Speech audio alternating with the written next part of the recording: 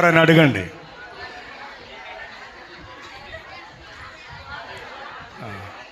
Right right right. ఏం చెప్పారు వారు? బాగున్నారంటే భలేగున్నామని చెప్పారా, బాధలు తప్పలేదని చెప్పారా? బాగున్నాం, మంచిది, చాలా సంతోషం. దేవుని కృపలో ఈ శుభదినం మీతో ఉండటానికి ప్రభు నాకు ఇచ్చిన మంచి తరుణాన్ని బట్టి, నన్ను ఇక్కడ పిలిచిన ఆత్మీయ సోదరుడు తమ్ముడు రవిని బట్టి, కుటుంబాన్ని బట్టి, సహదైవజనులను బట్టి ప్రభు పేరిట వందనాలు. చాలా దినాలుగా నేను ఈ ప్రాంతానికి రావాలనే ఆశతో పలుమార్లు నాగరాజు నేను మేమందరం మాట్లాడుకుంటూ ఉండేవారం. కానీ ఈ విధంగా ఇక్కడికి వస్తాను అనే తలంపు దేవుని చిత్తమై ఉంది. మా దగ్గర చక్కగా పిల్లలు ఎదుగుచూ ఆత్మీయంగా బలపడుతూ వస్తున్నారు. వారిని బట్టి ప్రభుకి నేను ఎంతగానో కృతజ్ఞుడను. ఆశ్చర్యకరమైన దేవుని సన్నిధిలో వారిని బట్టి నిత్యము ప్రభువుకి నేను స్తుతియాగం అర్పిస్తూ వస్తున్నాను. దేవుని వాక్యాన్ని మనం విందాం. మీరంతా చాలా శ్రద్ధగా వచ్చారు, చాలా సంతోషం. వాక్యం వింటానన్న వాళ్ళందరూ గట్టిగా లేలు అనండి. నిజంగా చెప్పండి, నిజంగా చెప్పండి. సౌండ్ తగ్గింది ఏంటి? నేను వాక్యం వింటాను అన్న వాళ్ళందరూ గట్టిగా చెప్పండి. వింటారు కదా?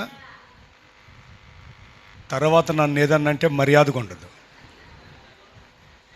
వాక్యం జాగ్రత్తగా వినాలి. వాక్యం దేవుడు, దేవుడే వాక్యం. దేవుడు మాట్లాడేటప్పుడు మనిషి తప్పకుండా వినాలి. మనిషి అయితే వినాలి, ఇక మనిషి కాకపోతే వినడు. అర్థమవుతుందా?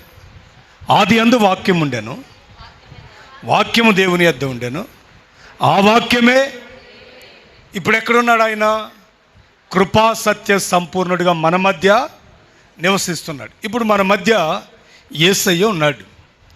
యేసయ్య మాటకు, యేసయ్యకు విలువిచ్చిన వారిని యేసయ్య కూడా ఘనపరుస్తాడు, ఆశీర్వదిస్తాడు. కాబట్టి వాక్యం వినేటప్పుడు అటు ఇటు చూడటం కానీ, ఇంటి దగ్గర చికెన్ పెట్టి వచ్చాను పాల మీద మూత పెట్టలేదు, ఫ్రిడ్జ్లో పెరుగు పెట్టలేదు, ఇట్లాంటి ఆలోచనలు ఏమి రానియొద్దు. ఏక మనస్సుతో వాక్యాన్ని జాగ్రత్తగా వినాలి. నా మాట చాలా కఠినంగా ఉంటుంది. అర్థమవుతుంది? నా మాట చాలా కఠినంగా ఉంటుంది. ఒక చాకలివాడు బండ మీద బట్టలు ఉతికినట్లే ఉంటుంది నా మాట. వింటామన్నారు కాబట్టి నన్నే చూస్తూ వినాలి. 1 గంట మాట్లాడతా నేను మీతో. 8 గంటల 40 నిమిషాలు, 9 గంటల 40 నిమిషాల వరకు మాట్లాడతా. మాట్లాడే విషయంలో మాట తప్పనో అదొద్దు నాకు. మాట తప్పను, గంట ఖచ్చితంగా మాట్లాడతా. కాబట్టి దేవుని వాక్యాన్ని వినండి. మీ ఊరోళ్ళు చాలా మంచోళ్ళని నాకు రవి పాస్టర్ గారు చెప్పాడు. ఈ రాత్రి తేలిపోద్ది మీరు మంచోళ్ళు, నేను మంచోళ్ళను. ఏమండి? నాకు వాక్యం చెప్పటం చాలా ఇష్టం, వాక్యం వినటం ఇంకా ఇష్టం. కాబట్టి నేను వాక్యాన్ని మీకు చక్కగా ప్రకటన చేస్తాను, జాగ్రత్తగా వినాలి. అందరూ పరిశుద్ధ గ్రంథమైన బైబిల్ తెరచి సంఖ్యాకాండం 20వ అధ్యాయం 17వ వాక్య భాగాన్ని చదువుతారు. ఒక్కరు చదవండి బిగ్గరగా. సంఖ్యాకాండం 20వ అధ్యాయం 17వ వాక్య భాగం చదువుతలే. మమ్మును నీ దేశమును దాటిపోనిము, పొలములలో బడి అయినను. అమ్మాయి చదివేటప్పుడు వాక్యాన్ని జాగ్రత్తగా చదవాలా. అక్కడ కామాలు, పులు స్టాపులు అన్నీ ఉంటాయి. పొలములలో బడి అయినను అట్ట కాదు, పొలములలో బడి అయినను అంతవరకు ఆపాల. ద్రాక్ష తోటల్లో బడి అయినను అట్లా చదువు. మళ్ళీ చదువు, నీకే ప్రిఫరెన్స్. చదువు. మమ్మును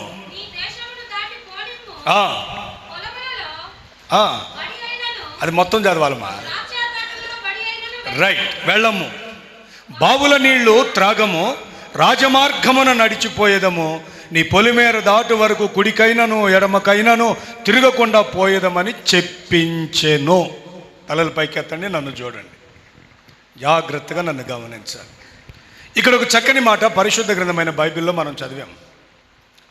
ఇశ్రాయేలీయుల ప్రజలు ఐగుప్తు దేశం అనే బానిస బ్రతుకులోంచి బయటకు వచ్చారు. చెవులు పెట్టారా? సంఘంలో ఆత్మ చెప్పు మాటలు చెవిగలవాడు ఉన్నాయా? చెవులు ఉంటే జాగ్రత్తగా చరచిన వైపు వాక్యం మీద దృష్టి ఉంచండి. ఇశ్రాయేలీయుల ప్రజలు ఐగుప్తు దేశం నుంచి బయటకు వచ్చారు. వారిని దేవుడు వాగ్దాత దేశానికి నడిపిస్తున్నాడు.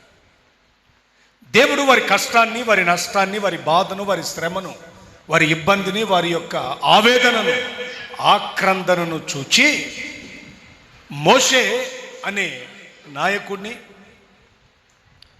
అహరోను అనే యాజకుడిని ఇద్దరిని ఇశ్రాయేలీల రాజ్యంలోనికి వారిని నాయకులుగా ఉండటానికి పంపి ఐగుప్తులో నుంచి విడిపించాడు, నడిపిస్తున్నాడు. వారు నడుస్తున్న తరుణంలో వారికి అనేక రాజులు, అనేక ప్రాంతాలు, అనేక ప్రదేశాలు ఆ ఎదురైన తరంలో ఇక్కడికి వచ్చిన తర్వాత కాదేశు అనే ఒక ఊరుంది. ఆ ఊరికి వచ్చారు. ఇప్పుడు మీ ఊరి పేరు దేవరాజు గట్టు. దేవరాజు గట్టు అనే జంక్షన్. మీ ఊరికి వచ్చినప్పుడు నేనేం చెప్తాను? దేవరాజు గట్టు వచ్చానని చెప్తాను. మార్కాపురం వచ్చానని చెప్పలేను కదా, దేవరాజు గట్టులో ఉన్నానని చెప్తాను. మార్కాపురానికి ఇంకా 7 కిలోమీటర్ల డిస్టెన్స్ నాకు ఉంది. ఇక్కడ వాళ్ళు కూడా కాదేశు అనే పట్టణంలోనికి వచ్చారు. ఇంకొంత దూరం, మార్కాపురం అంత దూరంలో ఎదోము అనే ఒక పెద్ద పట్టణము, రాజ్యం ఉంటుంది వారికి. ఆ రాజ్యాన్ని దాటి వెళ్ళాలి వారు. ఆ దాటి వెళ్ళాల్సిన తరుణములో ఈ పాస్టర్ గారు, ఈ నాయకుడు ఇద్దరు కలిసి కొంతమంది పెద్దలను ఆ రాజు దగ్గరకు పంపించారు. రాజు దగ్గరకు పంపించి ఈ మాట చెప్పండి అని అన్నారు. ఏమిటా మాట అంటే, ఓ ఎదోము రాజా, మేము నీ రాజ్యాన్ని దాటి వెళ్ళాలి. దేవుడు మాకు పగలు మేఘస్తంభముగా, రాత్రి అగ్నిస్తంభముగా ఉండి మమ్మలను నడిపిస్తున్నాడు. ఆయన మా చుట్టూ మేఘమై మమ్మలను కమ్మి నడిపిస్తున్నాడు. ఆయన నడిపింపుకు మేము లోబడాలి కాబట్టి ఈ ప్రాంతంలో గుండా వెళ్తున్నాం. అయితే మాకంటూ ఒక తీర్మానం ఉంది, మాకంటూ ఒక నిబంధన ఉంది అని ఏమన్నారంటే, ఈ మాటలో మేము నీ దేశాన్ని దాటిపోయేటప్పుడు పొలములలోకి వెళ్ళం, ద్రాక్ష తోటల్లోనికి అస్సలు వెళ్ళం. ఇంకొకటి, మీ రాజ్యం దాటేంత వరకు మీ బావుల నీళ్ళను అస్సలు త్రాగం. మాకంటూ ఒక రాజమార్గం ఉంది, ఆ రాజమార్గమునే మేము నడిచి వెళతాము అని అన్నారు. ఈ మాటను 3 భాగాలుగా నేను విభజించి మీతో చెప్తాను. జాగ్రత్తగా వినాలి. మన పరిభాషలో చక్కగా అర్థమయ్యే శైలిలో నేను మీకు చెప్తాను. మీరేం వాక్యం అర్థం కాక జుట్టు బిక్కొని అక్కర్లే. అర్థమవుతుందా? అర్థమయ్యేటట్లు అరటి పండు ఒలిసి పెట్టినట్టు చెప్తాను. ఎట్లా తినాలి పాస్టర్ గారు నన్ను అడగొద్దు, తింటాం బాగా తెలుసు మీకు. అప్పుడప్పుడు అమాయకంగా ఏమి ఎరగనట్టుగా అరటిపండు ఇస్తే ఏం చేయాలి పాదిరి గారు అన్నట్టు చూస్తారు మీరు. కాబట్టి వాక్యం చాలా శ్రద్ధగా వినండి. చాలా ఆశీర్వాదకరమైన మాటలు ఈ పూట నేను జ్ఞాపకం చేస్తాను. నేను దేవుని వాక్యాన్ని చాలా క్షుణ్ణంగా చదువుతున్నప్పుడు పరిశుద్ధాత్మ దేవుడు ఈ మాటలో ఉన్న సత్యాన్ని మీకు జ్ఞాపకం చేయమని చెప్పాడు. ఇందులో పొలము, అసలు ఈ పొలం అంటే ఏమిటి? ద్రాక్ష తోట అంటే ఏమిటి? బావి, ఆ బావి అంటే ఏమిటి? ఈ 3 విషయాలలో ఆత్మీయ అర్థాలు చెప్తాను. రాజమార్గంలో మనం ఎలా నడవాలో చెప్తాను. ఈ ఇశ్రాయేలీల ప్రయాణము నేటి మన ఆత్మీయ జీవిత ప్రయాణానికి సాదృశ్యముగాను సూచనగాను ఉన్నది. ఇశ్రాయేలీలు ఐగుప్తులో నుండి బయటకు వచ్చారు. మనమందరం లోకములో నుండి బయటకు వచ్చాం. మనం లోకంలో ఉన్నామా? లోకంలోంచి బయటకు వచ్చామా? నోరు తెరిచి చెప్పాలి. ఓ నా తల్లి ముత్యాలు రాలవలే తిరు, నీ నోటి నుంచి ముత్యాలేమి రాలవలే. మనం లోకంలోనే ఉన్నామా? లోకంలోంచి బయటకు వచ్చామా? ఇప్పుడు లోకములో నుంచి సంఘంలోనికి వచ్చాం. దేవరాజు గట్టు జంక్షన్ అనే ఊరిలో ఒక సంఘం ఉంది. ఆ సంఘములోనికి మనం వచ్చాం. ఇప్పుడు లోకంలో నుంచి మనం సంఘంలోనికి వచ్చిన తర్వాత లోకంతో ఇక మన పనికేమీ లేదు. ఏం చేయాలి మరి? లోకానికి మనం సిలువ వేయబడాలి. పౌలు భక్తుడు ఏమి రాశాడంటే గలతీ పత్రిక 2వ అధ్యాయం 20వ వాక్యములో, నేను లోకముతో పాటు సిలువ వేయబడ్డాను, ఇక జీవించువాడను నేను కాదు. చదువుతావు తల్లి మాట? గలతీ పత్రిక 2వ అధ్యాయం 20వ వాక్యం. అయ్యో అయ్యో అయ్యో, తిప్పండి ధర్మశాస్త్రం తిప్పండి. యేసు రక్తం జయం. నేను అన్నాడా? మనమందరం అన్నాడా? ఎవరికి వారు ఏమనుకోవాలి? చర్చికి వచ్చిన వాళ్ళు ఏమనుకోవాలి? నేను క్రీస్తుతో కూడా సిలువ వేయబడి ఉన్నాను, ఇక జీవించువాడను నేను కాదు. చదువుతలే, కంటిన్యూ చేయి. క్రీస్తే నా యందు జీవించుచున్నాడు, నేనిప్పుడు శరీరమందు జీవించుచున్న ఈ జీవితము నన్ను ప్రేమించి నా కొరకు తన్ను తాను అప్పగించుకొనిన క్రీస్తు యేసునందలి విశ్వాస మూలముగా జీవిస్తున్నాను. ఇప్పుడు నేను లోకములో జీవించట్లేదు. అర్థమవుతుందా? ఇప్పుడు మనం దేవునిలో జీవిస్తున్నాం. జాగ్రత్తగా వినాలి.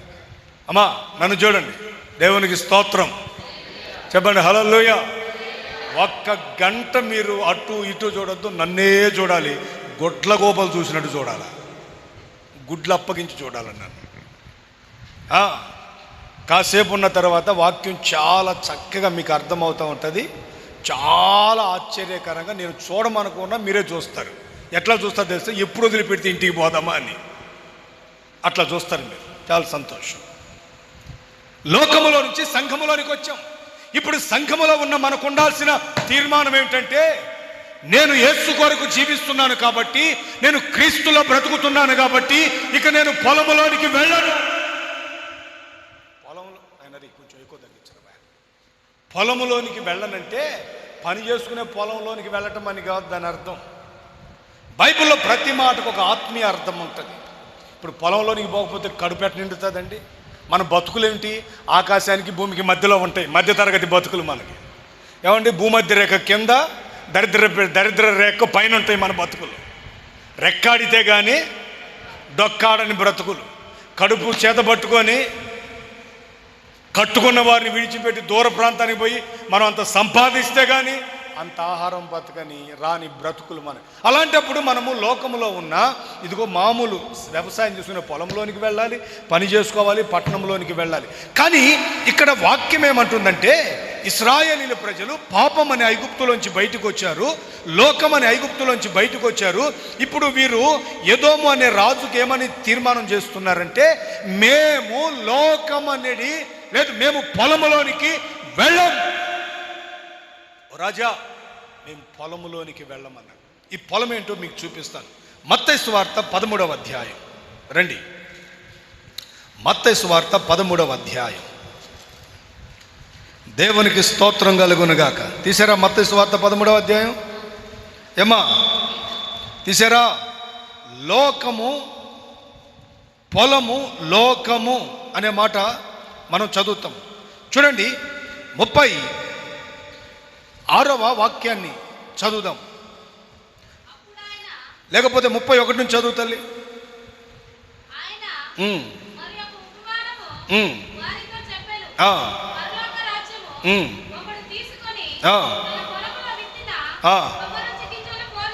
చాలు. 38వ వాక్యం ఇప్పుడు. పొలము, 38వ వాక్యం అదే అధ్యాయం. పొలము, లోకము, మంచి విత్తనములు, రాజ్య సంబంధులు, గురుగులు, దుష్టుని సంబంధులు. ఇప్పుడు చెప్పండి, పొలం అంటే ఏమిటి? ఏం చదివామా నువ్వు? పొలము. అమ్మా సిస్టర్ మీరే, పొలం అంటే ఏమిటి? లోకం. ఇప్పుడు మనం ఎక్కడ ఉన్నాం? లోకంలో ఉన్నాం, సంఘంలో ఉన్నాం. ఇప్పుడు సంఘంలో ఉన్నాం, లోకంలోకి పోవచ్చా? హలో, అటెన్షన్ ప్లీజ్, నన్ను గమనించండి. దేవరాజు గట్టు అనే ఊరిలో ఈ చర్చి పేరు కదా, ఈసీఐ రైట్, ఈసీఐ అనే సంఘంలో ఉన్నాం. ఇప్పుడు పొలం అనేది లోకం. పొలం అనే లోకములోనికి, సంఘములోనికి వచ్చిన వాడు జీవితాంతము కూడా పోకూడదు. వాడు క్రీస్తుతో కూడా సిలువ వేయబడి ఉన్నాడు కాబట్టి వాడు బ్రతకకూడదు, ఆ స్త్రీ బ్రతకకూడదు. ఆరిలో యేసయ్యే బ్రతకాలి. బ్రతకాలి మనలో? నీలో మరి యేసయ్య కనపడుతున్నాడా? ఇప్పుడు లోకంలో ఉన్నావా, సంఘంలో ఉన్నావా?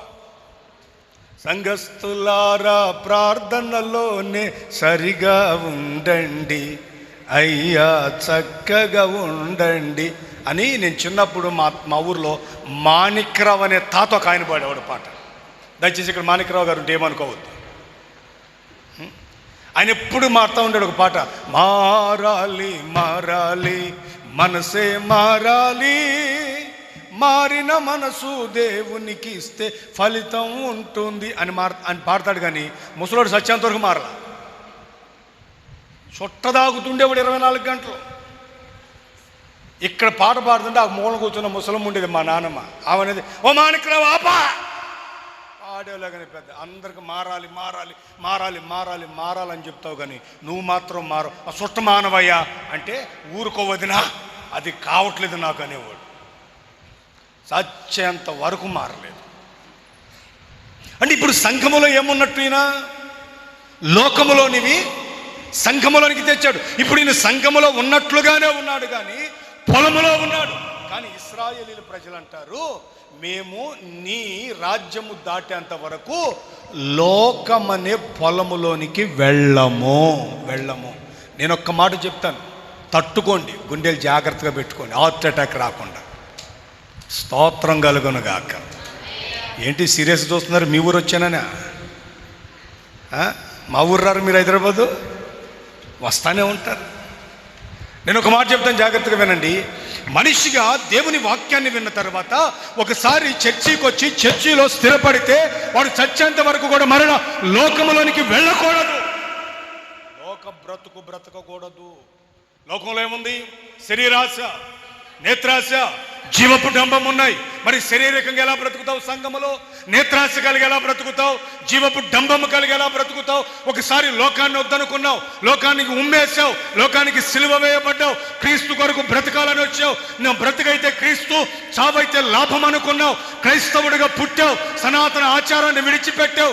లోకములో త్రాగుబోతుతనం, అక్రమం, వ్యభిచారం, దొంగతనం, కామ, క్రోధం, మదమత్సర్యాలు సమస్తమును విడిచిపెట్టావు. మరలా సంఘంలోనికి వచ్చి ఆ పాపపు పని ఎట్లా చేస్తావు? ఎలా చేస్తావు? పాత నిబంధన గ్రంథంలో ఉన్న వారికి అంతుంటే క్రొత్త నిబంధన సంఘమైన మనకెంత ఉండాలండి రోషం? ఈరోజున క్రైస్తవులుగా పుట్టాం, కానీ రోషం లేని బ్రతుకు. ఏం బ్రతుకండి? ఏదో ఆదివారం బైబిల్ పెట్టుకుని తగునమ్మా నన్ను చూడు, నా సోకు చూడు అంటే వెళ్తాం మందిరాలకి.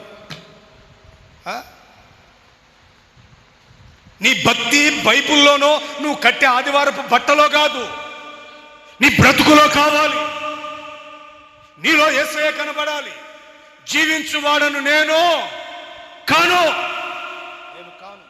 ఇప్పుడు తిమోతి భాషలో బ్రతి ఏం ప్రయోజనం చెప్పండి? ఏం ప్రయోజనం? అందరి వల్ల నేను కూడా లోకంలో ఉండి త్రాగుబోతున్నై, దొంగనై, అక్రమకారున్నై, లంచగొండినై, వ్యభిచారినై, అక్కడ మాటలు ఇక్కడ మాటలు అక్కడ చెప్తా, ఆ కొంపకు ఈ కొంపకు తిరిగి కొండలు పెడుతూ నానా విధములైన లోకములో ఉన్న విషయాలన్నీ నేను గనక చేస్తూ ఆదివారం శుద్ధుడిగా తెల్లబట్టలు వేసుకొని వచ్చి, ఇదిగో పాటగారు నాకు ఒక పాటి అని నేను ప్రభువాని సముఖమునందు అని పాడితే ఏం ప్రయోజనం చెప్పండి? ప్రయోజనం ఉండదంటారా? ఏముండదు. ఇశ్రాయేలీల ప్రజలు మనము లేకుండా పరిశుద్ధులు ఎన్నడూ కాలేదు, బైబిల్ చెప్తుంది. అందుకే ప్రతిరోజు వాక్యం చదవాలి మనిషి. ఒకవేళ చదువురాని వాళ్ళైతే చదువుకున్న మీ పిల్లల చేత వాక్యము చదివించుకోవాలి. నేనంటాను, భక్తి మనం క్రైస్తవులుగా పుట్టామని చేయకూడదు, మన గ్రామంలో ఒక చర్చి కట్టబడిందని చేయకూడదు. మనము భక్తి చేస్తే భక్తిలో పరిపూర్ణమై రేపు యేసుక్రీస్తు రాకడలో నిలిచేదానికి భక్తి చేయాలి మనం. స్తోత్రం చెప్పండి గట్టిగా. ఆయన మేఘారుడై వచ్చినప్పుడు మధ్యాకాశముతో సంఖమా పెండ్లి కుమార్తె రమో అని పిలిస్తే దేవరాజు గట్టులో ఉన్న పరిశుద్ధులందరూ రెప్పపాటులో మేఘ మండలం మీదకి యేసయ్య దగ్గరకు వెళ్ళటానికి చేయాలి భక్తి. లేకపోతే రవి పాస్టర్ వచ్చారనో, ఇంతకుముందు ఒక పాస్టర్ గారు ఉన్నారనో, ఆదిలో ఈ సంఘాన్ని వాళ్ళు కట్టారనో, no no no no no no no no ఇది కాదండి భక్తి. భక్తిలో ఉన్న శక్తిని ఎరగాల. భక్తి అనేది లోకంలో నుంచి సంఘములోనికి రావటం, లోకానికి సిలువ వేయబడటం. ఒకప్పుడు నేను శరీర ఇచ్ఛలతో బ్రతికా, శరీర కోరికలతో బ్రతికా. ఒకప్పుడు శరీర సంబంధమైన ఆలోచనలు నాలో ఉన్నాయి. ఒకప్పుడు జీవపుటంబం ఉంది, ఒకప్పుడు నేత్రాశ ఉంది నాకు. వీటన్నిటిని విడిచిపెట్టి ఇప్పుడు ఎదుగో విశ్వాసం నాకు కర్తయు దాన్ని కొనసాగించువాడైన యేసు వైపు చూస్తూ ఈ విశ్వాస పరుగు పందెంలో ఓపికగా పరుగెత్తుతున్నానని దేవుని సన్నిధిలో మనలను మనం దేవునికి అప్పగించుకొని నడవటమే నిజమైన భక్తి. స్తోత్రం చెప్పాలి, గట్టిగా గట్టిగా చెప్పండి. అర్థమవుతున్నాయి నా మాటలు? భక్తి ఎందుకు చేయాలి? పరలోక రాజ్యం చేరడానికి. నేను గుండెల మీద చేసుకొని చెప్తా, గుండెల మీద చేసుకొని నా దేవుడు వచ్చినప్పుడు నా బ్రతుకును బట్టి నేను సరిగ్గా 25 సంవత్సరాల నుంచి దేవుని సేవ చేస్తున్నా. నా 18వ ఏట నేను ప్రభు పనికొచ్చా. నాకు 18 సంవత్సరాల వయసు. ఇప్పుడు నాకు 48 ఏండ్లు. 25 సంవత్సరాలుగా విరామము లేకుండా 4 రాష్ట్రాలు తిరుగుతాను. ఆంధ్ర, తెలంగాణ, తమిళనాడు, కర్ణాటక తిరుగుతాను. నేను చెప్తా ధైర్యంగా గుండెల మీద చేసుకొని, ఒక దినమున నా ప్రభు వచ్చినప్పుడు నా బ్రతుకును బట్టి, నేను నడిచిన నడకను బట్టి, నేను చూసిన చూపును బట్టి, నేను చేసిన క్రియలను బట్టి, నా హృదయ తలంపులను బట్టి నా ప్రభు పిలిస్తే రెప్పపాట్లో నేను ప్రభు దగ్గరకు పోగలుగుతాను. నా బ్రతుకేదో నా బోధది, నా బోధ ఏదో నా బ్రతుకది. అవునండి. ఈరోజున క్రైస్తవ సమాజానికి ఈ నిరీక్షణ, ఈ స్థితిగతులు లేకపోవటం అనేది చాలా ఆశ్చర్యం. పొలము, లోకం. నేను చేతులు జోడించి దండం పెట్టి చెప్తానండి, ఒక్కసారి మనం ప్రభుని నమ్మిన తర్వాత మరలా లోకం వైపు చూడండి. బాప్తిసాలు పొందిన వాళ్ళు ఎంతమంది చేతులు ఎత్తండి తల్లి? చాలా సంతోషం. బలలో చేసేది ఎంతమంది చేతులు ఎత్తండి? సగం ఎత్తొద్దు, ఎత్తితే ఫుల్గా ఎత్తండి. సగం ఎత్తితే తాసుపాం అవుతుంది. ఎట్లా ఎత్తండి చెయ్యి. దేవునికి స్తోత్రం. చాలామంది ఉన్నారే. ఇప్పుడు నీవెవరో తెలుసా? పరలోక రాజ్యానికి హక్కుదారురాలవు, హక్కుదారుడవు. ఆ పరిశుద్ధమైన యేసుక్రీస్తు శరీరములో, రక్తములో పాలిభాగస్తురాలవు, పాలిభాగస్తుడు అయిన తర్వాత లోక కార్యక్రమాలలో ఇక నీవు తల పెట్టకూడదు. నేను గంట వాక్యం చెప్పాను. గంట చెమటలు బట్టిని. ఇట్నే వేసవికాలం చాలామంది, ఒక 4-5 వేల మంది కూర్చున్నారు. గంట వాక్యం చెప్పాను. ఒక పెద్ద ఆయన, బాగా తెల్లని ఎంట్రుకలు కలిగినోడు, మన పరిభాషలో చెప్పాలంటే ఊరు బొమ్మ అంటుంది, ఆయన కాడు రమ్మంటుంది. ఆ వయసు. అప్పటి వరకు వాక్యం విని విని విని విని విని విని విని విని విని అందరికీ ప్రార్థన చేసి 12:30 గంట మధ్యరాత్రి సరే చైర్లో కూర్చుందామని ఆడు చేరేస్తే కూర్చున్నాను. ఆ పాస్టర్ గారు వాళ్ళు భోజనాలు సిద్ధపరుస్తున్నారు, తిని వెళ్ళాలి. అప్పుడు వచ్చి అంటాడు, అబ్బాయి బ్రహ్మాండంగా చెప్పేవాళ్ళ ఉపన్యాసం. ఏం చెప్పానట ఆయనకి? ఉపన్యాసం.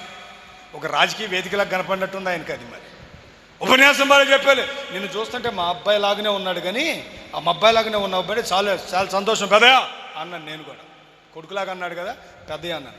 సరే బాయ్, నాకు ఒక డౌట్ అన్నాడు. ఏంటి డౌట్ అంటే, ఇంత ఉపన్యాసం చెప్పావు కదా, క్రిస్మస్ పండగ కూడా తాగటం తప్పేనంటాడు ఈయన.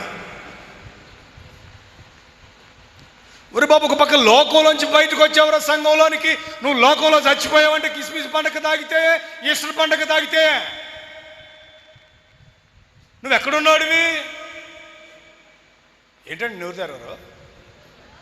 లోకంలో సంఘంలోనికి వచ్చావు కదా, సంఘంలోనికి వచ్చిన నీవు ఎలా బ్రతకాలి? పరిశుద్ధుడిగా బ్రతకాలి, పవిత్రుడిగా బ్రతకాలి. ఇశ్రాయేలీల ప్రజలు అక్షర సంబంధమైన వారు, నీవు నేను ఆత్మ సంబంధమైన వారం. ఇశ్రాయేలీల ప్రజల కొరకు యేసయ్య సిలువ వేయబడలా, వారికి ఓన్లీ గొర్రెపిల్ల రక్తమే కార్చబడింది. ఆ గొర్రెపిల్ల రక్తాన్ని గృహాలలో కమ్మెలకు రాసి, ద్వారబంధాలకు రాసి వాళ్ళని విడిపించి తీసుకొచ్చారు. కానీ నీ కొరకు, నా కొరకు ఆకాశ మండలమందు అత్యున్నత సింహాసనముపై ఆసీనుడైన యేసయ్య లోకానికి వచ్చి 33.5 సంవత్సరాల బ్రతికి నీ కొరకు పిడిగుద్దులు గుద్దించబడి, నీ కొరకు కిరీటం పెట్టుకొని, ముండ్ల కిరీటం, నీ కొరకు ప్రక్కలో బళ్ళెపు పోటు పొడిపించుకొని, నీ కొరకు వీపు నాగటి సాళ్ళుగా దున్నించుకొని, నీ కొరకు ఉమ్మి వేయించుకొని, నీ కొరకు అవమానపరచబడి, నీ కొరకు భారభరితమైన సిలువను మోసి ఆయన రక్తం చేత నిన్ను పరిశుద్ధపరిస్తే సంఘములోనికి వచ్చిన నీవు ఇంకా లోకంతో ఏం పని? లోకంతో ఏం పని అండి? లోకంలో ఏముందన్నాను? శరీరాశ, నేత్రాశ, జీవపు డంబం. ఇవి తండ్రి వలన పుట్టినవి కావు. యోహాను భక్తుడు చాలా చక్కగా రాస్తాడు తన మొదటి పత్రికలు. అందుకే నేనేమంటానంటే, దేవుని పిల్లలుగా మన బ్రతుకులలో ఆత్మ సంబంధమైన అనుభవాన్ని కలిగి ఉండాలి. పొలం అనే లోకంలోనికి పోతే ఏమవుతుందో చెప్పనండి, కాలు జారిపోతుంది. ఏం జారుతుందండి? రండి, సమూయేలు గ్రంథం 6వ అధ్యాయం. మీకు ఆ మాట కూడా చదివి వినిపిస్తాను. సమూయేలు 2వ గ్రంథం 6వ అధ్యాయం 6వ వాక్యం, పేజీ నెంబర్ 257, పరిశుద్ధ గ్రంథమైన బైబిల్ పాత నిబంధన గ్రంథం. సమూయేలు 2వ గ్రంథం 6వ అధ్యాయం 6వ వాక్యం. వారు నాకోను కళ్ళము దగ్గరకు వచ్చినప్పుడు ఎడ్లకు కాలు జారినందున ఉజ్జా చేచాపి దేవుని మందసమును పట్టుకొనగా యెహోవా కోపము ఉజ్జా మీద రగులుకొనెను. అతడు చేసిన తప్పును బట్టి దేవుడు ఆ క్షణమందు అతన్ని మొత్తగా అతడు అక్కడికక్కడే దేవుని మందసం యొద్ద పడి చచ్చి, అయ్య బాబోయ్, ఏం జరిగిందండి అక్కడ? ఇప్పుడు కళ్ళం ఎక్కడ ఉంటుందండి? కళ్ళం పొలంలో ఉంటుందా, ఊళ్ళో ఉంటుందా? ఇప్పుడు బండ్లు ఎట్టిపోయినాయి, ఎడ్ల బండ్లు పొలానికి వెళ్ళినాయి, కళ్ళం మీదగా పోతున్నాయి. ఏం జరిగింది అక్కడ? ఎడ్లకు కాలు జారిందంటే ఎత్తు పల్లాలు ఉన్నాయి, కాలు జారింది. నేనంటాను, లోకంలో కూడా ఎత్తు పల్లాలు ఉన్నాయి. తప్పక కాలు జారుతుంది. అటు తర్వాత వచ్చేది మరణము. బైబిల్ అంటది, దురాశ గర్భాన్ని ధరించి పాపాన్ని కంటే పాపము పరిపక్వమయ్యట మరణాన్ని కంటుంది అని వాక్యం చెప్తుంది. ప్రియులారా, లోకములోనికి మనం వెళ్ళకూడదు. లోకంలోనికి అస్సలు మనం వెళ్ళకూడదు. లోకం ఎవరి ఆధీనంలో తెలుసా?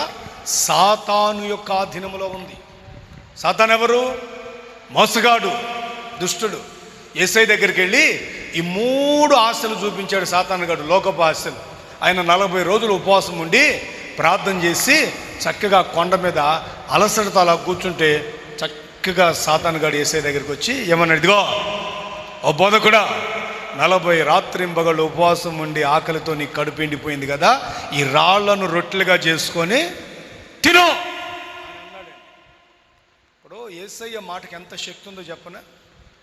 ఆకాశము కలుగునుగాక అన్నాడు, అంతే, కలిగింది. భూమి కలుగునుగాక అన్నాడు, కలిగింది.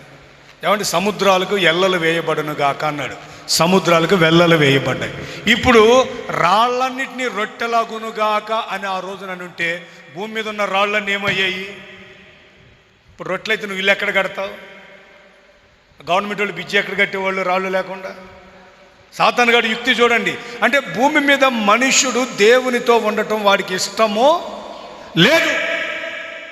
అందుకనే ఆ సాతాను గాడు యేసయ్య దగ్గరికి వెళ్ళి ఏమన్నాడంటే, ఇదిగో ఈ రాళ్లను రొట్టెలుగా చేసుకొని తిను. అప్పుడు యేసయ్య ఏమన్నాడంటే, ఒరేయ్, శరీరాశ చూపిస్తావా నాకు? దుర్మార్గుడా, సాతానుగా, శరీరాశ చూపిస్తావంటరా? ఇదిగో మనిషి రొట్టె వలన కాదు కానీ జీవించేది దేవుని నోట నుంచి వచ్చే ప్రతి మాట వలన జీవిస్తాడు. దేని వల్ల జీవించాలండి మనం? నేనంటాను, కడుపుకు ఆహారం లేకపోయినా పర్లేదు కానీ కాలు జారే పనులు పొరపాటున లోకంలో చేయకూడదు. దేవుని వాక్యం చేత మనం బ్రతకాలి. గట్టిగా చెప్పండి, స్తోత్రం చెప్పండి. ఈ రోజున యవనస్తులైన పిల్లలు ఇక్కడ చాలా మంది ఉన్నారు. మా తాత ఎప్పుడు నాకు ఒక సామెత చెప్తుండేవాడు, ఒరే పెద్దోడా జాగ్రత్త, ఊరి నిండా కోళ్ళే, తెల్లవారుజామున కూసే కోడి ఒక్కట్లేదు అంటాడు. అంటే దాని అర్థం ఏంటి? ఊరి నిండా తెల్లారితే కోళ్ళు ఉంటాయి కానీ మనుషులను లేపే కోడి ఒక్కటి కూడా లేదు. ఇక్కడ చాలామంది యవనస్తులు నాకు కనపడుతున్నారు. ఈ యవనస్తుల్లో చాలామంది చేతులు ఎత్తలేదు, బాప్తిసం పొందారని అడిగినప్పుడు ఎందుకో నాకు అనిపిస్తుంది వీళ్ళు కూడా మా తాత చెప్పిన కోళ్ళేనేమో అని. అంటే వీళ్ళు ఇంకా లోకంలోనే ఉన్నారు. శరీరాశ, నేత్రాశ, జీవపుటంబం, దీన్ని అపేక్షించి దైవికంగా దేవుని సంఘములోనికి రాలేని పరిస్థితి. యవనస్తుని సంఘములో లేవాలి, సంఘము కొరకు ప్రయాసపడాలి, క్రీస్తు చేతిలో ప్రజ్వలించుచున్న జ్యోతుల వలె వెలగాలి, దీపస్తంభం మీద పెట్టబడిన దీపాల వలె వారు ప్రకాశించాలి. 110వ కీర్తన 3వ వాక్యం ఏమని చెప్తుందో తెలుసండి దేవుని వాక్యములో? ఇదిగో నీ యవనస్తులలో శ్రేష్ఠులట పరిశుద్ధ అలంకృతులై అరుణోదయ గర్భములో నుంచి వచ్చే సూర్యుని వలె ఉంటారు. ఎట్లుంటారు యవనస్తులు? చదువు ఆ మాట. 110:3. యుద్ధ సన్నాహ దినమున నీ ప్రజలు ఇష్టపూర్వకంగా వస్తారు. తమ్ముడు, చెల్లి, చర్చికి ఇష్టపూర్వకంగా వస్తున్నావు, మీ అమ్మ చేత తిట్టించుకొని వస్తున్నావా? అప్పటి వరకు గుడ్ల గోపులాగా ఫోన్లో తలకాయ పెట్టి షార్ట్స్ మీద షార్ట్స్, రీల్స్ మీద రీల్స్, షార్ట్స్ మీద షార్ట్స్, రీల్స్ మీద చూసి వాళ్ళ అమ్మ కనుక స్నానం చేయమాయి చర్చికి నువ్వా చర్చికి. అమ్మను గద్దించడం మాత్రం తెలుసు, కానీ దేవుని హత్తుకోవటం. అమ్మమ్మ నన్ను చూడండి, అమ్మాయి నన్ను చూడు, ముచ్చట పడరు. సరదాగా చెల్లి, సరదాగా దేవుని భయం కొరకే అన్నాను. జాగ్రత్త, నువ్వు వెళ్ళమమ్మే, చర్చి లేదేం లేదా, వెళ్ళా అంటే ఇప్పుడు వాళ్ళమ్మ భయపడి ఏం చేస్తుంది తెలుసా? నీ ఇష్టమే నా తల్లే, నువ్వు ఉండిపో అని ఒక్కతే బైబిల్ పట్టుకొని వస్తుంది. బైబిల్ ఏం చెప్తుంది? అరుణోదయ గర్భంలో యుద్ధ సన్నాహ దినం. ఎక్కడున్నాం మనం ఇప్పుడు? అపవాదితో యుద్ధం చేసే కాలంలో ఉన్నాం మనం. ఎవరిని మింగుదనాన్ని గర్జించు సింహమైన సాతాను అనేకులను నోరు తెరిచి అపరిమితంగా మింగుతుంటే, కొంతమంది సోషల్ మీడియాకి అడిక్ట్ అయిపోయారు, కొంతమంది త్రాగుబోతులు అయిపోయారు, కొంతమంది అక్రమకారులు అయిపోయారు. పట్టుమని 16 ఏళ్ళు 17 రాకముందే ప్రేమ అనే బోర్డు పెట్టుకుని కొంతమంది తిరుగుతున్నారు యవనస్తులు. వీళ్ళంతా ఎక్కడున్నారు? శరీరాశల్లో, లోకాశలలో, జీవపు డంబలో ఉంటారు. నేనంటాను దేవుని వాక్యం బట్టి, నీవు యుద్ధ సన్నాహ దినమున అరుణోదయ గర్భంలోంచి సూర్యుడు ఎలాగ మచ్చ లేకుండా వస్తాడో అలాగున నీవు చర్చిలోకి మచ్చ లేకుండా రావాలి. అమ్మా తల్లి స్తోత్రం చెప్పు ఒకసారి. యవన పిల్లలారా గట్టిగా చెప్పండి హల్లెలూయా. మీరు దేవుని సంఘములో స్థిరపడాలి. యవనస్తులు పర్మిషన్ ఇస్తా, తల్లులుగా కుమ్మేయండి వాళ్ళని చర్చికి రాకపోతే. అర్థమవుతుందన్న మాట? కట్టిపెట్టుకోండి. సిగ్గు లేకుండా ఒక మాట చెప్తానండి. నేను సెకండ్ షో సినిమాకి పోయి ఇచ్చాను ఒకరోజు. సెకండ్ షోకి, ఏ షోకి? మూతి మీద మీసాలు రాలేదు ఇంకా, నూనూకు మీసాల వయసు, లుంగి కట్టుకోవడం కూడా జాతకాని వయసు. నాకు దిల్ పసంద్ అంటే చాలా ఇష్టం. అట్లని ఒక మీటింగ్లో చెప్తే ఆ ఇంటి ఆయన దిల్ పసంద్ తెచ్చాడు, అన్నం పెట్టలే మీటింగ్లో. నాకు ఇట్లాంటి వాళ్ళు ఉంటారు కొంతమంది ఆఫ్ మైండ్ వాళ్ళు. మా అమ్మ నన్ను చూసింది, బెడ్ మీద నేను లేను, వీడు ఎక్కడికో పోయాడు అని లోపల తిట్టుకుంది. మా అమ్మ బాగా చర్చికెళ్తారు చిన్నప్పటి నుండి. మాత్మీయ తండ్రి దైవజన లేసన్న గారు, మా నాయన మేసన్న మా ఊరు తెచ్చింది, లేమల్లే దయాక్షేత్రం, నాగరాజుకు బాగా తెలుసు. మా ఇంటికి చాలా దినాలుండి వర్క్ కూడా చేశాడు తను. మా ఊరికి ఫస్ట్ 1977 సంవత్సరంలో మా నాయనమ్మ ఏసన్న గారిని మా ఊరు తెచ్చి సేవ స్టార్ట్ చేయించింది. వసన్నా మినిస్ట్రీస్ పునాది. నేను 78వ సంవత్సరంలో పుట్టాను. మా అమ్మ బాగా అప్పటి నుంచి చర్చికి వెళ్తుంది, చాలా చక్కగా వెళ్తుంది. మా నాన్నగారు అందరూ దేవుళ్ళు బాగా ఎదిగారు. అప్పుడు ఆ సమయంలో మా అమ్మ నన్ను చూసి ఎక్కడికో పోయాడు దుర్మార్గుడు అని లోపల తిట్టుకొని, పైకి ఏమని లేకుండా తెల్లవారుజామున మొంగడుకుంటుంటే ఆ గాబు దగ్గరకు వచ్చి, నాయన రాత్రి నాన్న నీకు దిల్ పసంద్ ఇచ్చాడు రా, నువ్వు ఇక్కడ లేవు, అరే నీ కోసం వచ్చాను రా లేవంటే, దిల్ పసంద్ అనగానే నోట్లో నీళ్ళు ఊసేసి త్వరగా తిందామని వచ్చేటప్పటికి నన్ను లోపలికి రాచి డోర్ పెట్టింది మా అమ్మ. మా అమ్మ ప్రిపరేషన్లో మా అమ్మ ఉన్నప్పటికే ఈ మూల కుక్కను కొట్టే కర్ర ఒకటి ఉంది. మనుషులు కొట్టేది కాదు, కుక్కను కొట్టే కర్ర ఒకటి ఉంది. అప్పటికి తెలిసింది మా అమ్మకి నేను సినిమాకి పోయానని. ఏం చేసిందో తెలుసా? ఆ కర్ర తీసుకొని దిల్ పసంద్ లేదు ఏం లేదు, ఇట్లా కూర్చున్నాను, కుక్క పిల్ల కూర్చున్నాను. ఇక స్టార్ట్ చేసింది కీర్తన, దుష్టుల ఆలోచన చొప్పున నడవక, మీకు బాగా తెలిసే, పాపుల మార్గం నిలవక. ఆ కీర్తన ఆరంభించి 150వ కీర్తనలో యెహోవాని సమస్త ప్రాణులారా యెహోవాని స్తుతించుడి అని ముగించి, ఇంతలో మా ఇంటి కిటికీలోంచి మా పెద్దమ్మ, అమ్మాయి దేవమనే వాడు చేస్తాడు వదలా అంటుంది మా పెద్దమ్మ.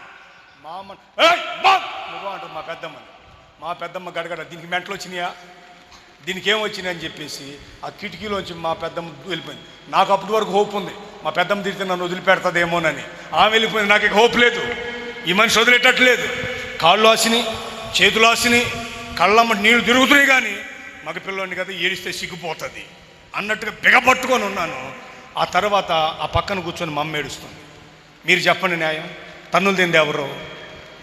నేను. ఏడవలసింది ఎవరు? కొట్టిన దానికి ఆమెకేం రోగం? చెప్పండి, ఎవరు ఏడవాలి? నేనే ఏడవాలి. నా కడుపు స్టవ్ మీద పెట్టిన అన్నం కొండ ఉడికినట్టు ఉడుకుతుంది. కడుపు మండి తట్టుకోలే. అమ్మా నీకు అసలు బుద్ధి ఉందే? మనిషివేనా? కొట్టింది నన్ను, తన్నులు తింది నేను. ఆడవాల్సింది నువ్వెందుకు ఏడుస్తున్నావంటే మా అమ్మ చిన్నగా వచ్చి నా 2 చేతులు పెట్టుకొని, పెద్దోడా నాయన నీకు దండం పెడతా. అమ్మేమో దైవికంగా చర్చికి పోతుంది, ఈడు చూస్తే మధ్యరాత్రుల్లో దుర్మార్గులా తిరుగుతున్నాడు. తగదు నాయన, మనకి ఈ లోకక్రియలు తగవు నాయనని కన్నీటి బొట్లు పెట్టుకొని నా చేతులు పట్టుకొని మా అమ్మ బతిమలాడింది. ఈరోజున గుండెల మీద చేసుకొని చెప్తాను నేను, ఆ రోజున ఆమె కొట్టుండకపోతే ఈరోజు నేను ఎట్లా బ్రతుకుండేవాడిని కాదేమో. ఎక్కడికి వెళ్ళినా చెప్తా, నేను సిగ్గు విడిచి చెప్తా. భలే కొట్టింది, కాళ్ళు వాసేటట్లు కొట్టింది. ఇప్పుడు నేను చెప్పిన ధైర్యంగా, ఆమె కొట్టిన ఆ దెబ్బలు ఈ రోజున నా బాటకు పూల మార్గము. స్తోత్రం కలుగునుగాక. ఆ తల్లి నన్ను క్రమపరచకపోతే, ఆ తండ్రి నన్ను గద్దించకపోతే, ఆ మార్గము నాకు లేకపోతే ఈ రోజున నేను కూడా ఒక త్రాగుపోతున్నై, దొంగనై, వ్యభిచారినై, అక్రమకారునై లోకములో చచ్చి బ్రతికేవాడిని. కానీ ఈ రోజున వేలాది మంది కుటుంబాలకు ఆశీర్వాదకరమైన ఒక పాత్రగా దేవుడు నన్ను నిలిపాడు. నేను చెప్పిన గుండెల మీద చేసుకొని ఈ 25 సంవత్సరాల సేవా జీవితంలో 3776 మందికి దేవుని నామం పేరిట రక్షణ భాగ్యాన్ని ఇవ్వటానికి అకాలమందు పుట్టిన నన్ను నా దేవుడు ఆడుకున్నాడు. స్తోత్రం కలుగునుగాక. చెప్పండి హల్లెలూయా. లోకములో నుంచి సంఘములోనికి వచ్చాను, అది లోకం, అది తగదు, అది నాకు తగదని ఆ రోజున నేను నిర్ణయం చేసుకున్నాను. ఆ రోజు నుంచి ఈ రోజు వరకు కూడా యూటర్న్ తీసుకున్నట్లు నాకు తెలియదు నా జీవితంలో. సరిగ్గా నా 18వ ఏట ఆత్మీయ తండ్రి దైవజనులు లేసన్న గారు బాప్తీసాలు ఇస్తున్నాడు. బాప్తీసం తీసుకున్నాను. దేవుని సన్నిధిలో అదే సంవత్సరం బ్యాగ్ ఎట్టుకొని వెళ్ళిపోయాను గోరంట్లకి. ఒరేయ్ పెద్దడా సేవ చేస్తావా? అవునన్నా, పెద్ద సేవ చేస్తాను. సరేరా మా ఊరేళ్ళు నెల్లూరుకి. నేను మీ ఊరు వచ్చాను కదా, నువ్వు మా ఊరేళ్ళు అన్నాడు. నెల్లూరుకి వెళ్ళిపోయాను. నెల్లూరులో సేవ చేశాను. అట్లా ఇంచుమించు ఆంధ్రప్రదేశ్, తెలంగాణ మొత్తం తిరిగాను. దేవుని కృపలో ఎక్కడ అడుగు పెట్టినా ఆ రోజున పడ్డ దెబ్బలు నా జీవితంలో విజయానికి బాటలుగా మార్చబడ్డాయి. తల్లిగా నీకు పర్మిషన్ ఇస్తాను, నీ పిల్లలకు బుద్ధి చెప్పు. మరొక మాట చెప్పనా, బెత్తం వాడని తండ్రి కుమారుడికి విరోధి అవుతాడు, జాగ్రత్త. అందుకే ఏదో ఆ క్రైస్తవ్యంలో పుట్టామని కాదు, దేవుని పిల్లలుగా మనం బ్రతకాలి. లోకములోనికి మనము, చెప్పండి, లోకములోనికి మనం వెళ్ళకూడదు. దేవుని సంఘపు మెట్లెక్కామా, లోకములోనికి వెళ్ళకూడదు. లోకములో ఉందంతా శరీరాశ. యేసయ్యను మోసపరుస్తున్నాడు వాడు వచ్చి, తిను రొట్టెలు చేసుకునని. ప్రభు అన్నాడు, నోటి మాట త్వర బ్రతికేది రొట్టె వలన కాదన్నాడు. సాతాను గడు అక్కడ లొంగలేదు యేసయ్య. మళ్ళా వచ్చాడు, ఎత్తైన పర్వతం మీద తీసుకెళ్ళి, అదిగో ఈ మహిమలన్నీ చూడు, ఈ రాజ్యం అంతా నీకు ఇస్తానన్నాడు. ఏం ఆశ అది? నేత్రాశ చూపించాడు. లోకరాజ్యాలు చూడు, దాని మహిమ చూడు అన్నాడు. రే ఇవన్నీ నా చేతి పనిరా, నా నోటి మాటరా అన్నాడు. అప్పటికీ లొంగలేదని యేసయ్యని ఎత్తైన పర్వతం మీదకి తీసుకెళ్ళి, సైతాన్ గడు వాక్యం చెబుతున్నాడు 91వ కీర్తన, ఇదిగో ఎత్తైన పర్వతం మీద నుంచి దూకితే దేవదూతలు వచ్చి నిన్ను కాపాడుతాయి అంట కదా, కీర్తనలో రాయబడి ఉందిగా, దూకే అని యేసయ్యను జీవపు డంబానికి తీసుకెళ్తున్నాడు. అప్పుడు యేసయ్య అన్నాడు, ఇదిగో నీ తండ్రి అయిన దేవుని నువ్వు శోధించకూడదు అని తెలీదా, వెళ్ళు అన్నాడు సాతాను గాని. వెంటనే సాతాను గడు అక్కడి నుంచి వెళ్ళిపోయాడు. యేసయ్య ఈ మూడిటికి లొంగలేదు. యేసుక్రీస్తు శరీరము రక్తము పానం చేస్తున్న నీవు నేను కూడా వీటికి లొంగకూడదు, లోకములోనికి వెళ్ళకూడదు. చెప్పండి గట్టిగా, దేవునికి స్తోత్రం. చెప్పండి, ఏ తీర్మానం వాళ్ళది? చాలామంది చెప్తారు కొత్త సంవత్సరం, అమ్మాయి నీ మీద ఒట్టా ఇక దాకా 6 గంటలు కూడా ఉంటుంది ఆ ఒట్టు గట్టు మీద పెట్టి రాత్రికి ఫుల్గా వస్తాడు. మనం కూడా ఇక నేను చేయనండి అని ఒట్టు పెట్టుకుంటాం. ఒట్లు కాదు మనం పెట్టుకోవాల్సింది, యేసైతే ఒక తీర్మానం మనం చేసుకోవాలి. ప్రభువా, ఈ జీవితం నువ్వు ఇచ్చావు, ఈ జీవితంలో నీవు నేను కలిసి జీవించాలి. నేను ఒక మాట చెప్తానండి, యేసైతో మీ అడుగులు ప్రారంభించండి, మీ బ్రతుకుల్ని అలా మార్చేసి అనేకులకు యేసై మిమ్మల్ని ఆశీర్వాదకరంగా నిలుపుతాడు. సంఘం అంటే ప్రజ్వరులుచున్న జ్యోతి వలె ఉండాలి. వీళ్ళేమన్నారు? లోకములోనికి వెళ్ళం. రెండోది ఏమన్నారు? ద్రాక్ష తోటలోనికి వెళ్ళమన్నారు. ఏమిటి ద్రాక్ష తోట? నేను చెప్పాను, పొలం అంటే లోకం. ద్రాక్ష తోట ఏంటో చెప్పనా? మత్తుకు సాదృశ్యం. సామెత 20వ అధ్యాయం మొదటి వాక్యం చదువుకుందాం. సామెత గ్రంథం 20వ అధ్యాయం చదవగలిగిన వారు త్వరగా బైబిల్ తీసి చదవాలి.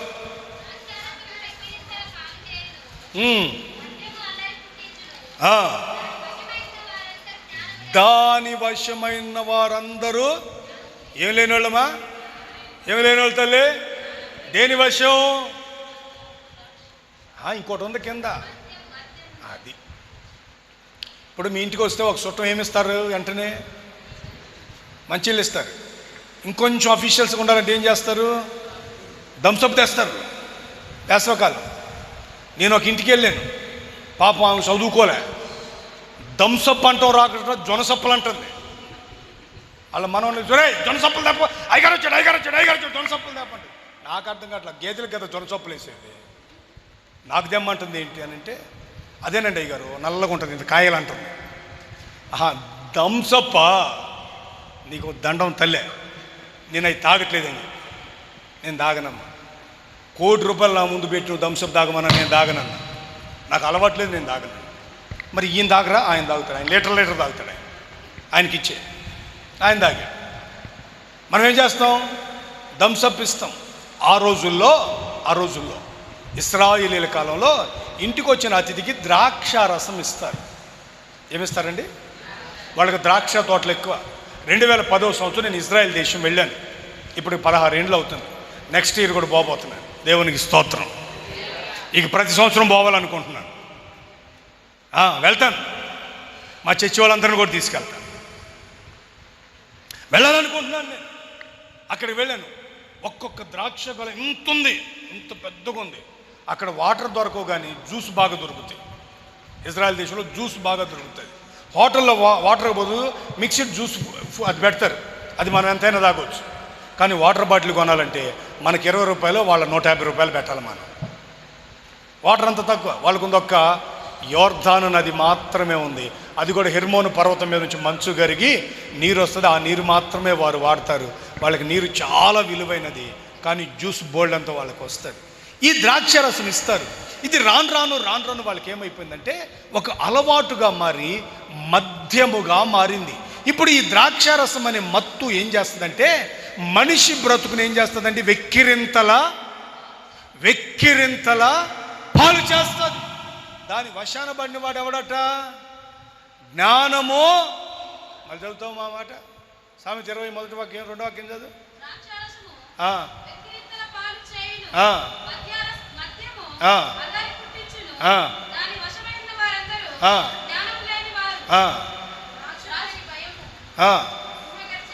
స్తోత్రం. చాలమ్మాయి. దాని వశాన పడిన వాళ్ళు ఎవరు చెప్పండి? ఎవరికి వాళ్ళకి ఇచ్చిన బిరుదేంటి? జ్ఞానము. అసలు జ్ఞానం అనే పదానికి అర్థం ఏంటి? యెహోవా యందలి భయభక్తులు కలిగి ఉండటే జ్ఞానమునకు మూలం. వాక్యం చెప్తుంది. రైట్.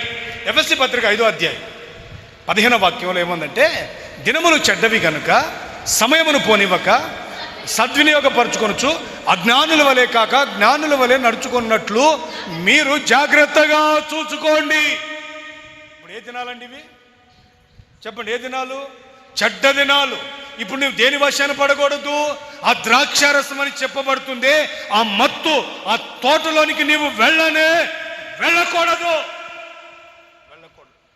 ఈరోజు చాలామంది, నేను అంటున్నానని కాదు కానీ, గ్రామం మండలం పట్టణం విరామం లేకుండా తిరుగుతుంటాను. నేను సోమవారం వచ్చే మా ఇల్లు వదిలిపెట్టి మళ్ళీ ఈ రాత్రి ఎక్కి శనివారం వెళ్తా. నేను పాదం మోపిన ప్రతి గ్రామంలో అందరినీ గమనిస్తుంటాను. చాలామంది ఆ మత్తు అనే ద్రాక్ష తోట ఆకర్షణకు అలవాటు పడి కుటుంబాలను ఈరోజున శాపంగా మార్చుకుంటున్నారు.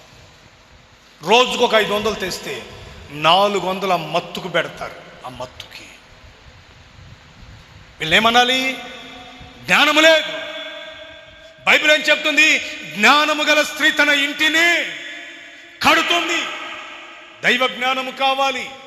లోకములో భయానకరమైన పరిస్థితులు, దినములు చెడ్డవి. సమయాన్ని ఏం చేసుకోవాలి? సద్వినియోగపరచుకోవాలి. ఎలా? దేవునితో గడుపుతూ వచ్చిన డబ్బుని కాస్త జాగ్రత్తగా ఆలోచిస్తూ ఏది ఖర్చు పెట్టాలో, ఎంత ఖర్చు పెట్టాలో, భవిష్యత్తులో ఏం జరుగుతుందో, రేపు పట్టుమని ఒక రోగం వస్తే 10,000 రూపాయలు చేతుల్లో లేవు, మళ్ళీ ఆరోగ్యశ్రీ కార్డులు పట్టుకొని పరిగెత్తేది కాకుండా జ్ఞానంగా కొంత కష్టార్జితాన్ని నీవు స్థిరపరిచి రాబోతున్న నీ పిల్లలకు దాన్ని నీవు దాచగలిగిన ఆ సమయ పాలన దేవుని కృప నీకుండాలి. స్తోత్రం చెప్పండి, గట్టిగా చెప్పాలి. ఆ చర్చిలో ఒక అక్క ఉంటుంది. 12,000 వస్తాయి ఆయన ఆ లైన్కి డబ్బులు. 12 గంటలు కూడా ఉండవు ఆ అక్క చేతిలో. రాగానే ఏమంటుంది తెలుసా? ఏమండి అక్కడ బిర్యానీ హోటల్ పడిందంటే వెళ్దామా అంటుంది. ఎంతండి జీతం? 12,000 డివైడ్ చేయండి. నెలకి ఎంత ఆయన? రోజుకి ఎంత ఆయన కూలి? 400. 4 3 12. బిర్యానీ ఎంత?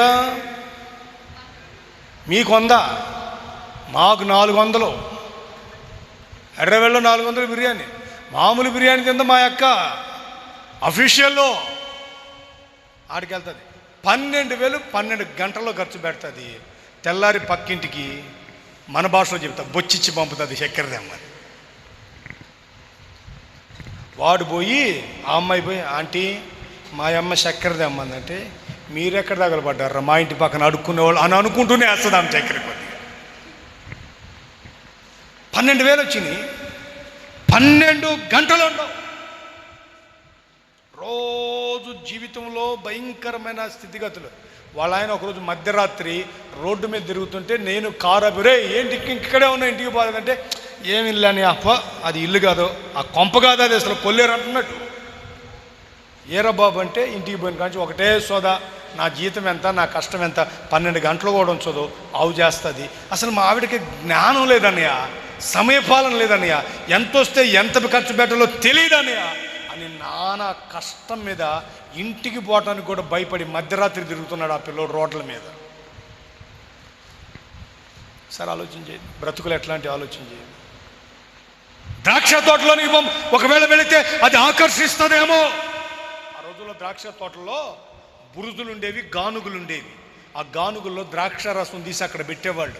అది మనిషిని ఎక్కడ ఆకర్షిస్తుందోనని వారంటారు ఇశ్రాయేలీలు, మేము ద్రాక్ష తోటల్లోనికి వెళ్ళం. మీకు ఒక చరిత్ర చూపిస్తా బైబిల్ గ్రంథంలో. దేవునికి స్తోత్రం కలుగును గాక. చెప్పండి హల్లెలూయా, హల్లెలూయా. 9:26 ఎప్పుడు ముగిస్తానని చెప్పా నేను మీకు? 9. అబ్బో, ముగింపు టైం బాగా గుర్తు మీకు. వచ్చేటప్పుడు వస్తారే, తాంబేలు వచ్చినప్పుడు వస్తారు. చిన్నగా పోదాంలే, పాటలేగా, మొదటి ప్రార్థనేగా. అయిపోయేటప్పుడు మాత్రం గుర్తుపెట్టుకుని కుందేలాగా పరిగెత్తాను. చాలా సంతోషం, మీకు టైం బాగా గుర్తుంది. నేను కూడా టయానికి ముగిస్తా. 9:26 అంటే ఇంకెంత టైం ఉందో నాది? 14 నిమిషాలు. 14 నిమిషాలు చాలు. 14 నిమిషాలు ఓ చరిత్ర చూపిస్తా. దేవుడు ఉపద్రవం వస్తుందిరా బాబు, ఓడగట్టుకో, వాళ్ళలోకి వెళ్ళని దేవుడు చక్కగా చెప్పాడు. ఓడగట్టుకున్నాడు నోవా. చక్కగా అందరినీ దేవుడు సమూలంగా శేషం లేకుండా చేశాడు. ఒక క్రొత్త తరానికి మూల పురుషులుగా చేసి అక్కడ నిలబెడితే, ఆ తర్వాత ఈయన వ్యవసాయం చేయని ఆరంభించి ద్రాక్ష తోట వేసి ద్రాక్షారసము త్రాగి మత్తుడై వస్త్రహీనుడై పడి ఉన్నాడట. ఏ విధంగా పడి ఉన్నాడు చెప్పండి? ఏ విధంగా? ఆదికాండం మీరు చదువుకోండి. ఆదికాండం 9వ అధ్యాయమా చూడండి. అది కూడా చూపిస్తే ఎందుకు మీరు నన్ను ఒక రకంగా చూస్తున్నారు మీరు? 9వ అధ్యాయం 20వ వాక్యంలో ఉంటుందో చూడమ్మా. రైట్. వ్యవసాయం చేయని ఆరంభించి ద్రాక్ష తోట వేసాను, పిమ్మట ద్రాక్షారసం దాగి ఏమై అమ్మాయి ఏమై మత్తు. గట్టిగా చెప్పాలి, మత్తు. ఇప్పుడు యవనస్తులకు డ్రగ్ మత్తు, కొకైన్ మత్తు, బీరు. నన్ను చూడండి, గుడ్లప్పకిని చూడండి. చీఫ్ లిక్కర్ మత్తు, సారాయి బాటిల్ మత్తు, గంజాయి. ఈయనెవరు? నోవాహు నా వలన కృప పొందిన వాడు అని పిలిపించుకున్నాడు. ఈ తరములో నీతిమంతుడని పిలిపించుకున్నాడు. ఓడగట్టుకోమంటే ఓడగట్టుకున్నాడు. ఉపద్రవం నుంచి తప్పించబడ్డాడు. ఇప్పుడు ద్రాక్ష తోట వేయటం ఆరంభించి ఏం తాగాడట? ద్రాక్ష రసం తాగి మత్తుడై తర్వాత ఏమైంది చదవమ్మాయి? తన గుడారంలో వస్త్రహీనుడైపోయాడు. బట్టలు ఊడిపోయింది. మీ ఊరోళ్ళని నేనేమనను, నాకు సంబంధం లేదు. మీ ఊరోళ్ళు దేవుడు చూసుకుంటాడు. మా పెదనాయన గురించి చెప్తాను నేను ఒక మాట. మా అమ్మ వాళ్ళ అక్క భర్త, అది కిటికీలోంచి వెళ్ళిపోయిందే, వాళ్ళ భర్త. మా పెదనాయన పేరు మరియదాస్. ఏ దాస్ అండి? ఎప్పుడు మరియమ్మకి దాసుడు కాల, సారాయికే దాసుడు అయ్యాడు. పేరు మాత్రం మరియదాస్. ఎండు మిరపకాయల వ్యాపారం చేసేవాడు మా పెదనాన్న. మంచి బిజినెస్. ఆయన తాగి నా కళ్ళ ముందు పాత 5 రూపాయల నోటు ఉండేది తెలుసా? ఎల్లో కలర్ పెద్దది. అది ఆర్టీసీ బస్సు టికెట్ అని చింపిన ప్రబుద్ధుడు. ఒకరోజు తాగి రోడ్డు మీద పడి లుంగి అంతా ఓడగొట్టుకొని అండర్వేర్ మీద ఆడు పడి ఉంటే మా పెద్దమ్మకి లాగటానికి కష్టమై నన్ను పిలిచింది. వరే పెద్దడా రారా, నీ పెద్దయ్యాడు పడిపోయాడు, లాగుదామని. లాగేటప్పుడు మా పెద్దమ్మ ఒక మాట అందండి, ఇప్పటికి నాకు గుర్తే ఆ మాట. ఈ దొంగ సచ్చినోడు అని లాక్కొస్తుంది కాళ్ళు. నేను అనుకున్నా ఎన్ని సంవత్సరాల నుంచి పడుతుందో మా పెద్దమ్మ ఈ బాధ. ఒరే పెద్ద నువ్వు ఆ కాలు పట్టుకోరా. నేను ఆ కాలు పట్టుకున్నా. మా పెద్ద మీ కాలు పట్టుకుంది. మీరు నమ్మండి, పంది పిల్లని తీసుకొచ్చినట్టు తీసుకొచ్చాం ఇంట్లోకి. మా పెద్దయ్య అవును ఆజానుబాహుడు. ఎంత చెప్పినా ఎనలా. లాస్ట్కి కిడ్నీలు పాడైపోయి డయాలసిస్ పేషెంట్ అయ్యి మంగళగిరి ఎన్ఆర్ఐ హాస్పిటల్లో చచ్చిపోయాడు. ఈ చేతులతో మట్టేసి వచ్చాను. నేను ఎవరు చచ్చిపోయినా తొందరగా ఏడవను. మా పెద్దయ్య చచ్చినాక నాకు ఏడుపు వచ్చింది. ఎందుకు ఏడుపు వచ్చిందంటే రక్షణ లేకుండా చచ్చాడు, నరకానికి పోతాడు కదా అని ఏడుపు వచ్చింది. ఏంట్రా ఏడుస్తున్నావు అంది మా అమ్మ. ఆయన చచ్చినందుకు ఏడవట్లేదు మా, చస్తే చచ్చాడు, ముందు ఒక 6 రోజులు బాప్తిజం పోయినా బాగుండేది అన్నాను. ఓహో నీ ఏడుపిదా, ఎవరు లోకం వాడిదిరా అంది మా అమ్మ. ఏంటి మా అమ్మాయి అంటే ఏం లేదులే నాయన, ఎవరు లోకం వాళ్ళది, నువ్వేమో ఈ కోణంలో ఆలోచిస్తున్నావు, ఆయన ఆ కోణంలో. మత్తుడై బట్టలు పోయినాయి. ఇంకో మాట చెప్పనా, తాగిన ప్రతిసారి కక్కటం మా పెదనాయనకి అలవాటు. ఆ కక్కినప్పుడు మా పెదనాయనకి ఫ్రెండ్స్ ఎవరు తెలుసా? 4 కుక్కలు 2 పందులు. మా పెదనాయన మూతి నాకుతుంటాయి కుక్కలు వచ్చి. చీచే ఆయన నాకుతుంటాయి. సరేనని చెప్పేసి ఇంకా భార్య కదండి, తట్టుకోలేదు కదా, ఇంటికి తీసుకొచ్చి మొత్తం బట్టలన్నీ నిప్పేసి మళ్ళీ టవల్ చుట్టి శుభ్రంగా స్నానం చేసి ఎంత బ్రతిమాడినా మారలేదు. అజ్ఞానపు దశలో దేవుడిచ్చిన సమయాన్ని సద్వినియోగపరచుకోలేకపోయాడు. మంచి బలాఢ్యుడు, మంచి అత్తరి. నా మీద కూడా ఇంకెత్తుకుండేవాడు మా పెద్దయ్య. ఒక కింటా మిరపకాయలు ఇలా లేపి భుజాన్ని ఇచ్చేవాడు. అంత బలశాలి. దేవుని వాక్యం ఏం చేస్తుంటే ద్రాక్షారసం అనేది మత్తు, వస్త్రహీనుడైపోతాడు. అప్పుడు ఏమవుతుంది? విక్రిస్తారు లోకం. మరి బాబు బుద్ధి లేనోడరా, తాగి రొడ్డును పడ్డాడు, బట్టలు పోయినరా, వీడు బతుకు ఎందుకు బతుకుతున్నారా, వీళ్ళు బతుకుతున్నారు, జంతువులు బతుకుని వీడు బతుకున్నాడు, కుక్కలు బతుకుని వీడు బతుకుని, పందులు ఏం బ్రతుకురా బాబు వీడిదని విక్రింతల పాలు చేసి భయానకరమైన మాటలు చెప్పుకోండి. నేను చెప్పట్లా, దేవుని వాక్యం సామెత 20వ అధ్యాయం చదవండి, ఎవరైనా చదవండి. వాక్యంలో ఏదైనా తప్పు ఉంటే నా కాలర పట్టుకొని అడగండి, మీకు అవకాశం ఇస్తున్నాను. ఇప్పుడు విక్రింతల పాలు చేస్తుంది. ద్రాక్షారసం మత్తు ఈ నోవాహు వెక్కిరింతల పాలయ్యాడు. పరిగెత్తుకుంటూ వాళ్ళ అబ్బాయి ఒకడు వెళ్ళాడు. ఇల్లు చూడగానే వాడికి నాన్న దిశమలతో కనపడ్డాడు. పరిగెత్తుకుంటూ బయటకు వచ్చి అన్నవాళ్ళు ఇద్దరికి చెప్పాడు, ఒరే అన్నయ్య, డాడీ బాగా తాగి మత్తుడై బట్టబోగొట్టుకున్నాడు అంటే వాళ్ళిద్దరూ ఒక మంచి పెద్ద టవల్ తీసుకొని వాళ్ళ నాన్న దిశమలు చూడకుండా వెనక నడిచి దిశమలను కప్పాడు. అయ్యగారికి మెలకు వచ్చింది. మెలకు వచ్చినాక, రే ఎవడరా ఇది కప్పింది అన్నాడు. మేమిద్దరమే డాడీ అన్నాడు. మీకు చెప్పింది ఎవడరా? పలానోడు చెప్పాడు డాడీ. అయితే వాడిని ఇటు పిలువరా అన్నాడు. ఆశీర్వదించాల్సిన తండ్రి కొడుకుని శపించేశాడు. ఈరోజున తండ్రి నోటి నుంచి పిల్లల మీదకి ఏం రావాలి చెప్పండి? నోటి నుండి ఆశీర్వాదం రావాలి. దేవుని వాక్యం చెప్తుంది, నీ నోట నా మాటలు ఉంచి నా చేతి నీడలో నిన్ను కప్పి ఉన్నాను. 51:10 యెషయా తర్వాత చదువుకునే వాక్యం. నీ నోట నా మాటలు ఉంచాను. ప్రతి తండ్రి ప్రతి తల్లి తమను బ్రతుకుతున్న జీవితంలో తమ పిల్లలకు ఆశీర్వాదకరంగా బ్రతకాలి. ఆశీర్వాదకరంగా బ్రతకాలి. ఓ తండ్రి, ఓ తల్లి, నువ్వు ఎలా బ్రతుకుతున్నావు నీ పిల్లలకి? ద్రాక్షారసం అనే మత్తుతో నీ పిల్లల ద్వారా అసహించబడుతున్నావా? నీ సంఘము ద్వారా, నీ సమాజము ద్వారా అవమానించబడుతున్నావా? లేక నీ సంఘములో ఘనత కలిగి నువ్వు బ్రతుకుతున్నావా? తండ్రిగా నీ విలువెంత? తల్లిగా నీ విలువెంత? ఈరోజున ఆలోచన చేసుకోండి. ఇంటికి పోండి, అన్నం తినే ముందు ఒక 5 నిమిషాలు పడక మీద పడుకోండి. గుండెల మీద చేపెట్టుకుని పరలోకం వైపు కన్నులు తెరిచి చూడండి. ప్రభువా, నా బ్రతుకేమిటి? ఈరోజున నా పిల్లలు నన్ను ఎంత ఘనపరుస్తున్నారు? ఒక తండ్రిగా నా బాధ్యత ఎంత? నా పిల్లలకు ముప్పూట్ల నేను భోజనం పెట్టగలుగుతున్నానా? మంచి బట్ట నా బిడ్డలకు కట్టగలుగుతున్నానా? నా పిల్లలకు విలువైన విద్యనివ్వగలుగుతున్నానా? నా కష్టార్జితం అన్యుల పాలు కాకుండా, ఆ సారాయి కొంపలకు కాకుండా, ఆ షాపులకు కాకుండా నా కష్టార్జితం నా పిల్లలు అనుభవిస్తున్నారా? 128వ కీర్తనలో ఉంది రాయబడిన మాట, ఇదిగో యెహోవా యందలి భయభక్తులు కలిగిన వాడిని దేవుడు ఇలాగున ఆశీర్వదిస్తాడు. వాడి రెక్కల కష్టార్జితము వాడు అనుభవిస్తాడు. వాడి పిల్లలు దేవుని బల యొద్ద ఒలీవ మొక్కల వలె ఉంటారు. నీ పిల్లలు ఎక్కడా? నీవెక్కడా? నీ స్థితి ఎక్కడా? మార్పు చెందు. ఎంతకాలం బ్రతుకు ఈ దరిద్ర బ్రతుకు? ఎంతకాలం ఈ శపించబడిన బ్రతుకు? ఎంతకాలం ఈ అసహ్యకరమైన బ్రతుకు? ఎంతకాలం తృణీకరించబడతావు? అది లోక సంబంధమైనది, అది వట్టి మత్తు. దానిలోంచి బయటికి రా.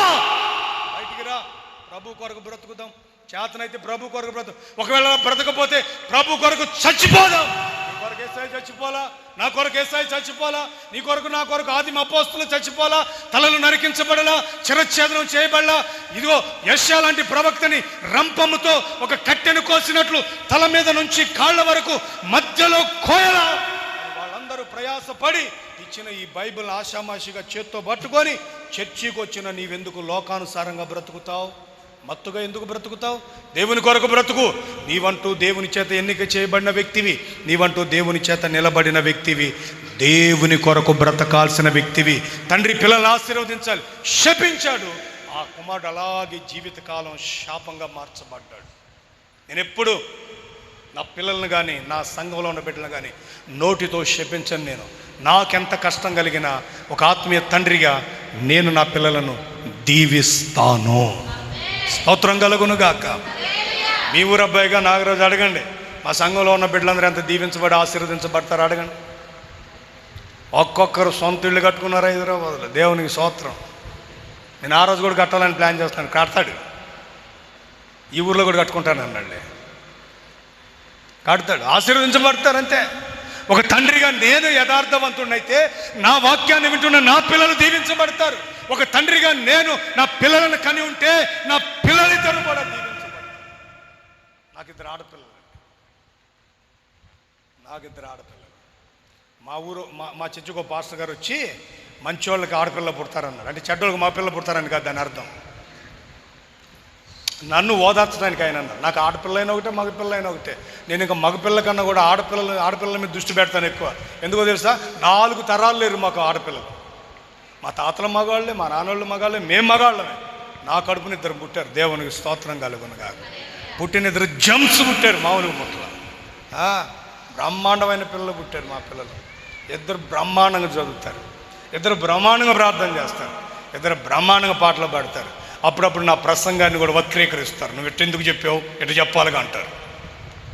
అంటే చిన్ననాటి నుంచే బైబిల్ గ్రంథంలో అధ్యాయాలు చూడకుండా చెప్తారు నా పిల్లలు. తండ్రిగా నాకు గర్వం. నేను వాళ్ళకి ఆస్తులు ఇవ్వలేను, ఐశ్వర్యం ఇవ్వలేను, నా యేసయ్యని చేతపట్టుకుని ఒక మంచి బ్రతుకుని నేను వాళ్ళకి ఇచ్చాను. తండ్రిగా నన్ను గణపరుస్తారు. మా డాడీ పాస్టర్ అని కాలు రెగరేస్తారు స్కూల్లోకి పోయి. వాళ్ళ స్కూల్ ప్రిన్సిపల్ నన్ను పిలిచి, మీరైతే తెలుగు బాగా మాట్లాడతారు కదా, బైబిల్ భాష బాగుంటుంది కదా, మీరు చక్కగా అందుకేనండి మీ పిల్లలు తెలుగు బాగా తాటికాయల్లాగా రాస్తారండి అక్షరాలు అంటాడు ఆయన ప్రిన్సిపల్. అంత గణపరుస్తారు మా పిల్లల్ని. నిజం చెప్తున్నాను. కానీ నా దగ్గర లేరు, వాళ్ళ అమ్మమ్మ దగ్గర ఉంటారు వాళ్ళిద్దరు. నేనేమో దేశ సంచారణ అయిపోతుంది, వాళ్ళిద్దరు అక్కడ బతుకుతారు.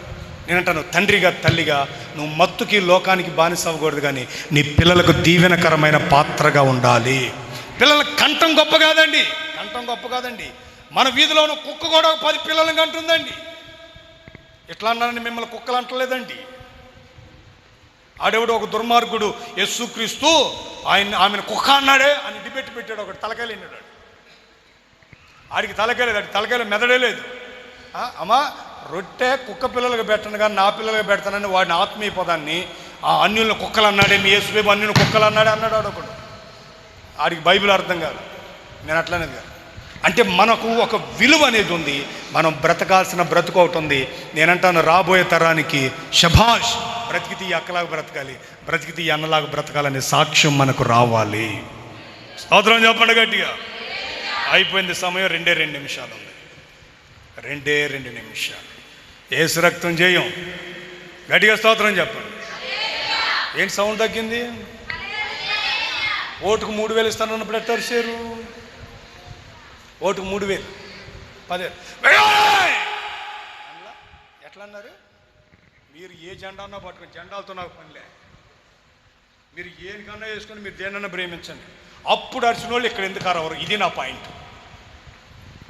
ఇప్పుడు చెప్పండి స్తోత్రం, గట్టిగా చెప్పండి, ఇంకోసారి చెప్పండి, మరొకసారి చెప్పండి. అక్కలారా అమ్మలారా గుర్తుంచుకోండి, స్తోత్రమే మన గుర్తు. గట్టిగా స్తోత్రం. ఒక్క మాట, బావుల నీళ్లు త్రాగం.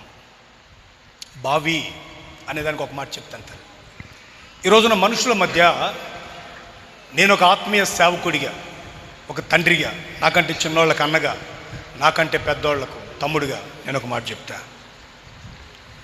అక్రమ సంబంధాలు లోకంలో అధికమైపోతున్నాయి. మీకు తక్కువేమో కానీ మా హైదరాబాద్ పట్టణంలో sweet baby, sweet mummy, sweet డాడీలనే ఒక తరానికి తెరలేపారు. 50 ఏళ్ల ముసలోడితో 18 ఏళ్ల అమ్మాయి పాపం చేస్తుంది. బాగా వినండి, 50 ఏళ్ల ముసలోడు 18 ఏళ్ల అమ్మాయి పాపం చేస్తుంది. ఆ ముసలోడికి ఈ అమ్మాయి స్వీట్ బేబీ, ఈయనకి స్వీట్ డాడీ ఆయన, ఈ అమ్మాయికి ఆయన స్వీట్ డాడీ. చేసేదేమిటి? పాపం. బావుల నీళ్లు ఎందుకు తాగమన్నారంటే, బావి అనే దానికి ఒక ఆత్మీయ అర్థం ఉంది బైబిల్లో. యేసుక్రీస్తు బావి దగ్గర కూర్చున్నప్పుడు కడవ పట్టుకొని ఒక ఆమె వచ్చింది. ఆమె పేరు సమరయ స్త్రీ. యేసయ్య ఆమె నీళ్ళు అడిగాడు, అమ్మాయి కొంచెం నీళ్లు పోయి దాహంగా ఉందంటే కిందకి పైకి చూసింది. నువ్వు తెల్ల బట్టలు వేసుకున్నావు, అంగీ కట్టుకున్నావు, నువ్వు యూదుల్లాగా ఉన్నావు, మేము సమరయలో నీకు మాకు పొత్తు కుదరదు అని అంది. అయినా ఈ బావి మాకు ఇచ్చిన యాకోబు కంటే నువ్వు గొప్పోడువా అంది. సరేలేమ్మాయి అని ఈయనేమన్నా ఊరుకుంటాడా? ఈయన జగన్నాటక సూత్రధారి యేసయ్య, ఆమె నాటకాలదారి అయితే ఈయన జగన్నాటక సూత్రధారి. ఈయనేమన్నాడంటే, సరేనమ్మాయి ఈ నీళ్ళు ఇవాళ తాగుతావు, రేపు దప్పిక కాకుండా ఉంది, ఎందుకు కాదు రేపు మళ్ళీ కడవ పట్టుకొని వస్తానంది. ఆయన ఏమన్నాడంటే, నేనిచ్చు నీళ్లు తాగు వాడికి ఎన్నటికి దప్పిక గొనడు అన్నాడు. దండం పెట్టి, బాబా మానాయన నీకు దండం పెడతా, నువ్వు తెల్లడైనా అంగి వేసుకుని నాకేం ఇబ్బందిలే, ఇదిగో ఆ నీళ్లు నాకీ అన్నాడు. నాకీ అందామె. యేసయ్య అన్నాడు, నీ పెనివిటిని బిలువ అమ్మాయి అన్నాడు. ఒక్కసారి ఈమె కోపం తారాస్థాయికి వెళ్ళిపోయిందండి. నడుమును చేయెట్టింది, కడవ కిందెట్టింది. యేసయ్య వైపు ఓరగా చూసింది. ఇట్లా నీ కంటికి నేను పెళ్ళైన దానిలా కనపడుతున్నానా అన్నట్లుగా చూసింది. యేసయ్య కూడా, నిజమేనమ్మాయి నీకు పెళ్లి కాల, కానీ ఇప్పటికే 5 కుండలు మార్చావు బావి దగ్గర అన్నాడు. 5 కుండలు మార్చావు. అమ్మో, నా బ్రతుకు నీకెలా తెలుసు? నీ బ్రతుకు కాదు, నువ్వు ఏం చేస్తున్నది కూడా నా ప్రభు అయిన యేసుక్రీస్తుకు సమస్తము తెలుసు. ఆయన అగ్ని నేత్రములు కలిగిన వాడు. ఈ రోజున అనేక మంది ఏమనుకుంటున్నారంటే 4 గోడల మధ్య చేసింది ఎవడు చూశాడని. మనిషి చూడకపోవచ్చు, మహోన్నతుడైన దేవుడు చూస్తాడు. నీవు చేసిన ప్రతి కార్యానికి లెక్క అప్పగించాల్సిన ఒక దినము ఉంది. ఒక దినం ఉంది. నువ్వు చేసిన ప్రతి క్రియ మిద్దెల మీద ప్రకటించే ఒక రోజు ఉంది. కడవెత్తి కింద పడేసింది, కడవ పగలు కొట్టింది, కాళ్ళు పట్టుకుంది. అయ్యా నువ్వు అన్నట్లు ఈ 5వ కడవ కూడా నాది కాదు, ఈ బావి నాది కాదు. ఈ బావి దగ్గరికి నేను ఎందుకు వస్తున్నానో తెలుసా? నాతో ఒక అక్రమ సంబంధం పెట్టుకున్న వాడి కొరకు వస్తున్నానని నిజాన్ని ఒప్పుకుంది. నేనంటాను, నీళ్ళు తెచ్చుకునే వాళ్ళు పొద్దున్న తెచ్చుకోవాలి, సాయంత్రం తెచ్చుకోవాలి. మిట్ట మధ్యాహ్నం ఏం పని అమ్మాయికి బావి దగ్గరికి? చెప్పండి, ఏం పని అండి? మధ్యాహ్నం పోయింది బావి దగ్గరికి. ఏ బుద్ధి ఉన్నదైనా మధ్యాహ్నం పోతుంది బావి దగ్గరికి? చెప్పండి, నీళ్ళు ఎప్పుడు కావాలి మనకి? ఉదయం కావాలి వంట చేసుకోవటానికి, స్నానాలు ఉదయం చేయాలి. మళ్ళీ ఎప్పుడు కావాలి? నాకు తెలుసు, బావిలో నేను గిలకల బావిలో నీళ్లు చేసిన వాడిని. పోతే పొద్దున్నే పోయేవాడిని, లేకపోతే రాత్రికి పోయేవాడిని, సాయంకాలం 5 గంటలకు 4 గంటలకు పోయేవాడిని. మిట్ట మధ్యాహ్నం పోయింది, మనుషుల సంచారం లేనప్పుడు పోయింది, ఎవరు కనబడినప్పుడు పోయింది. అంటే అర్థం ఏంటి? బావిలో నీటి కన్నా కూడా శరీరంలో పాపం ఎక్కువగా ఈమెలో ప్రవాళ్ళు తొక్కుతుంది. దానికోసం వెళ్ళింది. యేసయ్య కరెక్ట్గా కూర్చున్నాడు బావి దగ్గర. అమ్మాయి నువ్వు పాపం చేస్తున్నావు, పగలగొట్టింది. యేసయ్య కాళ్ళు పట్టుకుంది, ఊర్లోకి పరిగెత్తింది. నా బ్రతుకంతా చెప్పిన నజరేయుడైన యేసు ఇక్కడికి వచ్చాడు, రండి అని ఊరిని పిలుచుకొచ్చింది. స్తోత్రం కలుగునుగాక. చెప్పండి హల్లెలూయా. వాళ్ళందరినీ పిలుచుకొచ్చింది. పిలుచుకొచ్చేమందంటే, ఇదిగో నేను మారు మనసు పొందుతున్నాను, ఇక ఈ కడవలు నాకు అక్కర్లేదు, ఈ బావి నాకు అక్కర్లేదు, యేసయ్యలో ఉన్న జీవజలపు ఓట నేను త్రాగుతాను. స్తోత్రం కలుగునుగాక. నా దేవుడు జీవజలముల ఓట. హల్లెలూయా. ఆయన పిలుస్తున్నాడు, దప్పికొనిన వారులారా నా యొద్దకు రండి, మీలో ఎవరికైనా దాహము ఉంటే నేను జీవజలమును ఉచితముగా ఇస్తాను, మీలో నుంచి కడుపులో నుంచి జీవజల నదులు పారుతాయి. మీలోంచి పారుతాయి అన్నాడు యేసయ్య. రా, ఈ రోజున పాపం కొరకు ఎందుకు బ్రతుకుతాం? యేసయ్యతో బ్రతుకుతాం. అక్రమ సంబంధాలనే బావి కాదు, నీకొక బావి ఇవ్వబడింది. నీ సొంత బావిలో నీటినే నీవు త్రాగాలి. సామెత 5:15 చదవండి, ప్రార్థన చేసుకుందాం. రవి పాస్టర్ గారికి ఇస్తా మైకు, రవి పాస్టర్ గారికి ఇస్తా మైకు, త్వరగా సామెత 5:15 చదవండి. అమ్మాయి గట్టి చదువు, మధ్యాహ్నం అన్నం తినలే ఏంటమ్మాయి? అంటే అద్దె కొండలు కూడా ఉంటాయా? ఉంటాయిగా మరి. సలివేంద్రాలు ఉండవు అక్కడక్కడ, పక్కింట్లో కూడా కొండ ఉంటుంది కదా. అర్థం చేసుకొని నేనేమంటున్నాను ఈ మాట. దైవిక దాంపత్యానికి నమూనా ఈ వాక్యాలు. సొంత కొండ అంటే భార్య, సొంత భర్త, సొంత భార్య, ఇరువురే దేవుడిచ్చిన దాంపత్య జీవితం నిర్వర్తించాలి. కానీ పరస్త్రీ కాంక్షతోనో పరపురుషు కాంక్షతోనో ఎవరు లోకములో పాపము చేయకూడదు.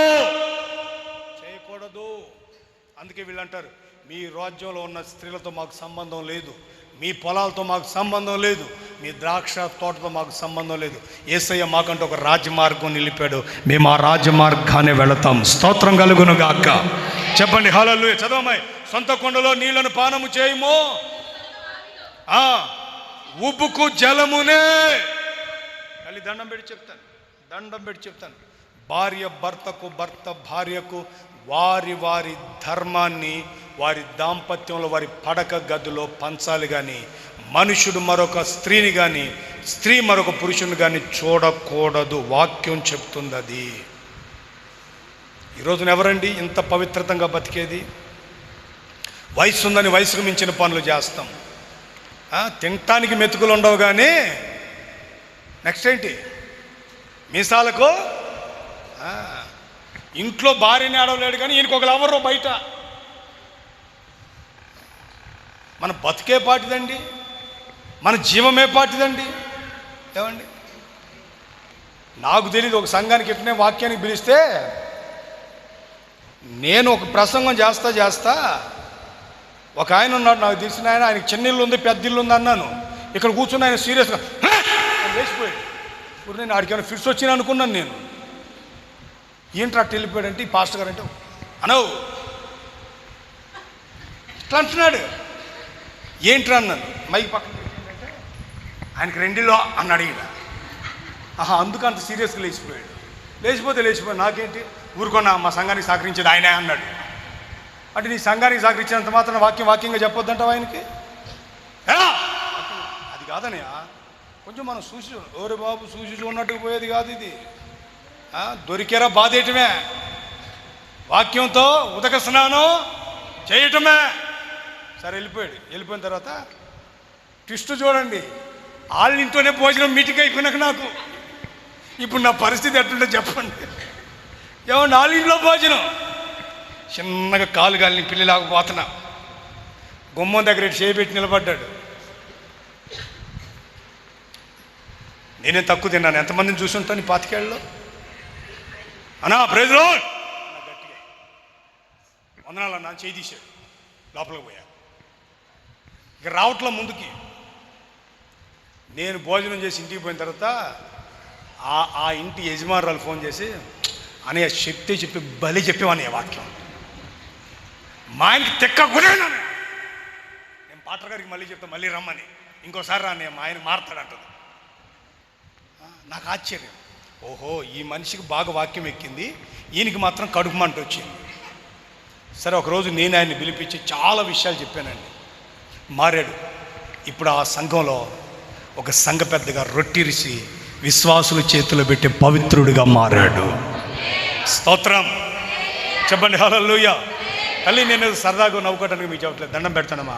పాపము వలన వచ్చు జీతం మరణం. జాగ్రత్త. ఏ తల్లి, ఏ తండ్రి, ఏ సహోదరుడు తమ శరీరాలను అక్రమ సంబంధాల వైపు, పరస్త్రీ బావుల వైపు, పరపురుష బావుల వైపు వాళ్ళు తొంగి కూడా చూడకూడదు. అది పవిత్రతకు, పరిశుద్ధతకు అది నిదర్శనము కాదు. నేనంటాను సవాలుగా, నీకు కనపడ్డ ప్రతి స్త్రీ నీ తల్లే, నీకు కనపడ్డ ప్రతి పురుషుడు నీ తండ్రి. ఆ కోణంలో చూడాలి. నా యేసయ్య ఎవరో తెలుసా? లోకమంతా పాపి అని రాళ్లతో కొట్టి చంపటానికి ఆమెను సిద్ధపరచుకుంటే నా ప్రభు అన్నాడు, రేయ్ మీలో పాపం చేయని వాడు ఎవడు మొదట రాయేయండ్రా అన్నాడు. ఆ తర్వాత ఎవడు రాయేయలేదు. ఆమె దగ్గరికి పోయి యేసయ్య అమ్మా అన్నాడు. ఈ రోజున పాపిన అమ్మ అనే మనసు నీకుందా? పాపిన అమ్మ తండ్రి అనే మనసు నీకుందా? ఆ మనసు రాకపోతే నీలో క్రీస్తు మనసు ఉన్న వ్యక్తివి కాదు.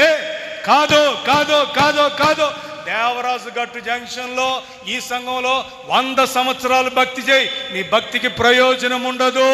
నీవు పొలముల్లోనికి వెళ్ళకూడదు, ద్రాక్ష తోటల్లోనికి వెళ్ళకూడదు, బావుల్లోనికి నీరు తాగకూడదు. నీవు రాజమార్గమునే నడిచిపోవాలి. హల్లెలూయా చెప్పండి, హల్లెలూయా. ఏమిటా రాజమార్గం? యెషయా గ్రంథం 35వ అధ్యాయములో మీరు తర్వాత చదువుకోండి. దేవుని వాక్యం ఏమనంటుందంటే, రాజమార్గం అనగా పరిశుద్ధమైన మార్గము. సోదర మాట ప్రార్థన చేసుకుందాం. యెషయా గ్రంథం 35వ అధ్యాయం 8వ వాక్యం చదువుతుంది. అక్కడ దారిగానున్న రాజమార్గం ఏర్పడును, పరిశుద్ధ మార్గం అనబడును. అపవిత్రులు పోకూడని మార్గము ఏర్పరచబడును. మూఢులైనను దానిలో నడుచు త్రోవ తప్పకుందరు. అక్కడ సింహం ఉండదు, క్రూర జంతువులు దాన్ని ఎక్కవు, అవి అక్కడ కనబడవు. విమోచించబడిన వారు అక్కడుందరు. విమోచించబడిన వారు పాటలు పాడుచు తిరిగి దేవాలయానికి వస్తారు. స్తోత్రం కలుగునుగాక. అందుకే దైవజన్ లేసన్ గారు ఈ పాట రాశాడు. రాజమార్గములో నన్ను నడుపుచున్న రారాజు నీవేగా. రాజమార్గములో, ఏ మార్గంలో నడవాలి? పొలంలో కాదు, ద్రాక్ష తోటలో కాదు, బావుల దగ్గర కాదు, రాజమార్గంలో నడుపుదాం.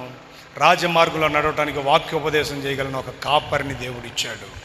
ఈరోజున కాపరి ఉపదేశాన్ని విని దేవునికి భయపడే మందగా మీరు మారి ఆశీర్వదించబడి పట్టజాలని విశ్వాసులతో ఈ సంఘములో మిమ్మును మీరు స్థిరపరచుకొని రాబోయే తరానికి మీరు ఒక మాదిరికరమైన వ్యక్తులుగా మారుదురుగాక. ఈ మాటలు మన వినికిలో దేవుడు స్థిరపరచునుగాక. దేవుడు మిమ్మల్ని ఆశీర్వదించునుగాక. ఒక్క 10 నిమిషాలు ఎక్కువైందిలే, ఏమనుకోకుండా. ఆయన ఏమనుకున్న ఇంట్లో రాత్రికి బస్సు ఎక్కిపోయేవాడిని.